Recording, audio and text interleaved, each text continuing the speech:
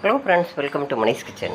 மணிஷ் கிச்சனில் இன்றைக்கி தக்காளி பூண்டு கொத்தமல்லியை வச்சு ஒரு கார சட்னி டிசைன் பார்க்கலாம். நான் நல்ல 3 பெரிய பூண்டு உரித்து வச்சுருக்கேன். வானலில் போட்டு கொஞ்சமாக எண்ணெய் ஊற்றி பூண்டை நல்லா வதக்கிட்டு, காஞ்ச மிளகா உங்கள் காரத்துக்கு தக்கன காஞ்ச மிளகா ஒரு 5-6 காஞ்ச மிளகா போட்டிருக்கேன். கொஞ்சமாக புளி,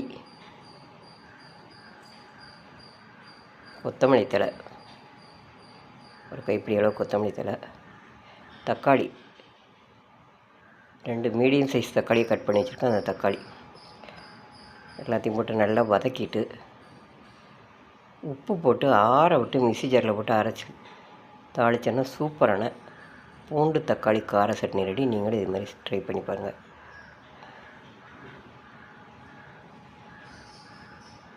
தோசை, இட்லி இது வச்சு சாப்பிட சூப்பராக இருக்கும். நீங்களும் இது மாதிரி ட்ரை பண்ணி பாருங்கள்.